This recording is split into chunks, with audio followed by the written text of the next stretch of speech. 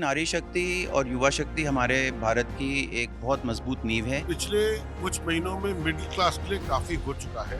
पर I think women hostel जो है एवरी डिस्ट्रिक्ट में, ये तो एक बहुत बड़ा अनाउंसमेंट है। बार के बजट में ऐसी कौन सी टॉप अनाउंसमेंट्स हैं जो सभी युवाओं को और सभी को पता होनी चाहिए। नमस्कार, आप देख रहे हैं जागरण जोश। तो जैसे कि आज का दिन बेहद खास है, बजट। जी हाँ, बजट, जहाँ पर आप सभी के लिए बड़ी बड़ी उम्मीदों के साथ अनाउंसमेंट होते हैं, ऐसे ऐसे अनाउंसमेंट जिन सभी का आप इंतजार होता है कि आखिर हर साल में बजट क्या नई उम्मीदें लेकर आने वाला है। लेकिन इस बार का बजट बेहद खास देखने को मिल रहा है, स्पेशली औरतों के लिए, एजुकेशन सेक्टर में जॉब्स को लेकर हो या फिर चाहे सस्ती दवाइयों हो या फिर काफ़ी सारे टैक्स को लेकर एक बड़ी-बड़ी अनाउंसमेंट। आज हम आपको सुनाने जा रहे हैं उन बड़ी-बड़ी पर्सनैलिटी की आवाज़, उनकी राय कि आखिर बजट में आप सभी के लिए क्या-क्या पेश होने जा रहा है और क्या-क्या पेश हुआ है जो आप सभी के लिए जानना ज़रूरी है। नहीं, मुझे लगता है कि नारी शक्ति और युवा शक्ति हमारे भारत की एक बहुत मजबूत नींव है। एंड जैसे जैसे नारियां एजुकेट होंगी, महिलाएं एजुकेट होंगी, भारत की फैमिलीज और सिटीजन्स बच्चों की वही परवरिश करती हैं। और माँ एक बच्चे को जो बेस्ट शिक्षा दे सकती है और एक अच्छा नागरिक बना सकती है, उसको आगे बढ़ाने के लिए ये एक बहुत अच्छा कदम है। क्योंकि अगर हम जितना अपनी लड़कियों को एजुकेट करेंगे और उनको ग्लोबल आउटलुक देंगे और नेशनल आउटलुक देंगे, उसी तरह से हमारे सिटीजन्स भी, बच्चे उसी वैल्यू सिस्टम से और एक भारतीय संस्कृति के बच्चे बनेंगे। तो मुझे लगा ये बहुत ज़रूरी कदम है और बहुत अच्छा कदम है। पर आई थिंक वुमेन हॉस्टल जो है एवरी डिस्ट्रिक्ट में, ये तो एक बहुत बड़ा अनाउंसमेंट है।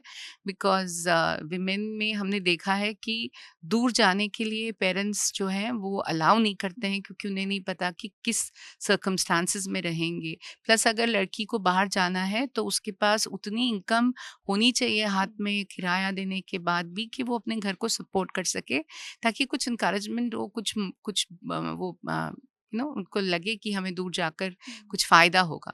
तो उसमें अगर ये हॉस्टल बनते हैं जिसमें प्रोटेक्शन भी है, सिक्योरिटी भी है, सो एंड अगर आस-पास हैं वो काम करने के क्षेत्र में, तो आई थिंक ये बहुत बड़ा अनाउंसमेंट है एक।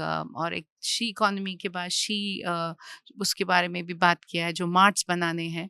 सो आई थिंक वो वुमेन एंटरप्रेन्योर्स को और बूस्ट मिलेगा। सो आई थिंक वुमेन, चाहे वो एम्प्लॉयमेंट के लिए हो, चाहे वो एंटरप्रेन्योरशिप के लिए हो, हर मुद्दे से उसको सोचकर अनाउंसमेंट्स फिल्म करेंगे। इंडस्ट्री के लिए भी बजट में इस बार काफ़ी बड़ी-बड़ी अनाउंसमेंट देखने को मिली है और बजट में देखा जाए तो इंडस्ट्री को लेकर भी काफ़ी बड़ी-बड़ी जो माँगें थी, क्या इस बार वो पूरी हुई हैं? सो काफ़ी सारे हैं, टैक्स में लेकर आई थिंक ट्रांसफ़र प्राइसिंग में हमारे कुछ आस थे, वो देख रहे हैं। सिंप्लिफिकेशन है काफ़ी एरियाज़ में। सो सिंप्लिफिकेशन जो है वो एक मुद्दा जो है, उस पे कार्य चलता चला जा रहा है। Then of course data centre की बात करी, it's a very very big announcement, tax holiday till 2047। और बाकी जो हमने बात करी क्रिटिकल मिनरल और ये सब, जिसमें आत्मनिर्भरता बहुत इम्पोर्टेंट है। बिकॉज़ हम ये नहीं चाहते कि हमारे देश को कोई रैंसम पे होल्ड करके हमारे रॉ मटेरियल्स को होल्ड कर ले, ताकि हमारी रोक लग जाए। So those announcements will definitely help in strengthening the sectors. तो सर, इस बार का बजट एक अलग ही उम्मीद लेकर आया है, तो इस बार के बजट में ऐसी कौन-सी टॉप अनाउंसमेंट्स हैं जो सभी युवाओं को और सभी को पता होनी चाहिए? मुझे लगता है हर बजट एक अपनी अपनी उम्मीद होती है, लोगों की हर सेक्टर की उम्मीद होती है। जो मैं देख रहा हूँ इस बजट में फोकस हुआ है दो तीन चीजों के ऊपर। एक तो जो पुराने इंडस्ट्रियल लोकेशंस थी, जो शायद over a period of time ठीक से काम नहीं कर रहे थे, उनके रीजुविनेशन की बात हुई है। उससे काफी, अगर सेक्टर्स रीजुविनेट होते हैं तो नई नौकरियां मिलती हैं, नई अपॉर्चुनिटी निकलती है। दूसरा जो जैसे आपने कहा कि युवाओं को क्या देखना चाहिए, एक न्यू एज इकोनॉमीज के ऊपर, जैसे डेटा सेंटर्स हैं, उसके ऊपर काफी फोकस रहा है। और आजकल के जमाने में जो ये चीजें होती हैं, ये नई तरीके की अपॉर्चुनिटीज क्रिएट करती है। तीसरा जो मैं सबसे बड़ा बोलूंगा कि जो टीयर 2, टीयर 3, टीयर 4 टाउन्स के ऊपर उन्होंने फोकस करा है, और अपनी स्पीच में उन्होंने 2 या 3 बार ही बोला है। उससे ऐसा मुझे लगता है कि जो प्रोग्रेस है वो पूरी कंट्री में जानी चाहिए, ना कि बड़े बड़े शहरों में रहनी चाहिए। तो उससे जो ये बी टाउन, सी टाउन में जो नई अपॉर्चुनिटी आती है, मेरे हिसाब से वो सारी अपॉर्चुनिटी उस शहर के रहने वालों को, उसके उस एरिया के आसपास के जो एरिया है, उन शहरों के जो छोटे छोटे गांव आसपास है, वहां अगर विकास पहुंचेगा तो सभी का फायदा है। ये मेरा रिएक्शन है इस बजट से लेकर। सर इस बार के बजट में मिडिल क्लास लोगों के लिए क्या वो बड़े-बड़े अनाउंसमेंट्स हुए हैं? मेरे ख्याल से अगर हम बजट को इस इवेंट को ना देख के और पिछले कुछ महीनों का देखें तो पहले जो 12 लाख रुपए तक की इनकम को एग्जाम कर दिया था, वो एक बड़ा इवेंट ऑलरेडी हो चुका है।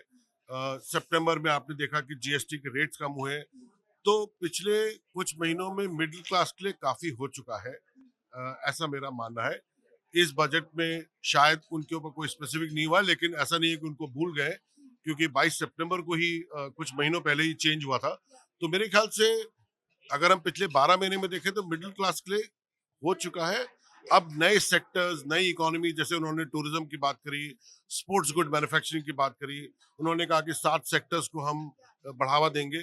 आई थिंक वो ज्यादा देखने की चीज है। मिडिल क्लास को कुछ गलत नहीं हुआ है, लेकिन उनको रिसेंट पास्ट में कुछ मिला है, अच्छा मिला है, is how I look at और इस बार के बजट में एक और चीज काफी अच्छी देखने को मिली है कि इस बार वुमेन्स और गर्ल्स पे भी मेन फोकस किया गया है। एजुकेशन सेक्टर पे काफी बड़ा एक उछाल है जो देखने को मिला है, चाहे वो लखपति स्कीम क्यों ना। अब एजुकेशन की और आपने विमेन की बात करी, जैसे उन्होंने अनाउंसमेंट करा है कि एक हॉस्टल बनेगा हर डिस्ट्रिक्ट के अंदर। मेरे ख्याल से अगर एंड आप शायद ज़्यादा इस बारे में जानती हैं, क्योंकि जब लोग शहर आते हैं और रहने की जगह नहीं मिलती है, तो एजुकेशन के ऊपर फोकस है। जो उन्होंने कहा था कि 15,000 स्कूल्स के अंदर और 500 यूनिवर्सिटीज़ के अंदर वो जो एआई बेस्ड कुछ करेंगे, तो वो मॉडर्नाइजेशन है। और अगर अपॉर्चुनिटीज़ ना सिर्फ पढ़ने की बट अगर रहने की भी अपॉर्चुनिटी अगर मिलती है, तो yes those focuses are there. इसका इफेक्ट शायद कल नहीं दिखाई पड़ेगा, लेकिन अगले कुछ महीनों, कुछ सालों में इसका इफेक्ट बहुत बड़ा होगा। अनाउंसमेंट हुआ है और मुझे लगता है कि गवर्नमेंट इन चीजों को पहले एक्सपेरिमेंट करती है, लेकिन अगर उसका फीडबैक अच्छा मिलता है तो इन चीजों पे और काम होता है। तो दीज आर गुड अनाउंसमेंट्स। आपको क्या लगता है सर इस बार इंडस्ट्रीज की वो मांगे पूरी हुई है जिनको उम्मीद थी कि इस बार के बजट में उनके लिए एक अलग से अनाउंसमेंट्स की जाएंगी और उनके लिए एक बड़ा उछाल देखने को मिलेगा? अब मुझे नहीं लगता कि कोई भी बजट में हर इंडस्ट्री की हर उम्मीद पूरी होती है। पर जैसे आपने कहा इंडस्ट्री का, अगर उन्होंने कहा कि 7 अलग इंडस्ट्री फोकस बनेंगे, उसके हम जोन्स बनाएंगे और जो पुराने इंडस्ट्रियल जोन्स हैं उनको रीजुविनेट करेंगे। एक उन्होंने अनाउंसमेंट कराया कि जो एसईजेड्स हैं, बिकॉज जो ट्रेड वॉर्स हुई हैं, जो एक्सपोर्टर्स को इम्पैक्ट हुआ है, उनको एक वन टाइम अपॉर्चुनिटी मिलेगी कि वो लोकली बेचें थोड़ा कंसेशनल ड्यूटी पे। इन चीज़ों को अगर हम देखें तो इंडस्ट्री के लिए काफ़ी प्लान्स हैं। इनफैक्ट ये जो एसईजेड वाला है शायद एकदम हो, जो रिजुविनेशन है वो नेक्स्ट स्टेप होगा, और जो अगले 7 सेक्टर्स के ऊपर जो स्पेशल एम्फोसिस दिया गया है उसमें शायद थोड़ा टाइम लगे, पर काफ़ी कुछ है इंडस्ट्री के लिए इस बजट में। आपके लिए इस बार के बजट में सबसे फोकसिंग और सबसे अच्छे पॉइंट्स क्या रहे? इस बार का बजट को रेटिंग क्या देंगे आप? मैं ये दिखाऊंगा, क्योंकि मैं टैक्स बैकग्राउंड से हूँ, तो जो एम्फोसिस करा गया है कि ईज ऑफ कंप्लायंस और जो पीनल प्रोविजंस होते हैं कि पेनल्टीज को डाउन प्ले करेंगे, पेनल्टीज को पेनल्टी नहीं बोलेंगे, फीस बोलेंगे, जिससे लोगों को, क्योंकि कोई भी पेनल्टी स्वीकार नहीं करना चाहता है। और अगर वो जो उन्होंने बात करी कि कई ऑफेंसेस को जहाँ पे जेल भी टर्म थे उनको कम करेंगे और कोर्ट्स को पावर होगी जो उसको कंपाउंड करके फाइन में कन्वर्ट कर सकते हैं। इससे काफी सहूलियत मिलेगी, क्योंकि जो एक एनवायरनमेंट होता है डर का, वो अगर एनवायरनमेंट कम होगा तो इससे मुझे ये काफी अच्छा लगा इस budget. Thank you so much sir.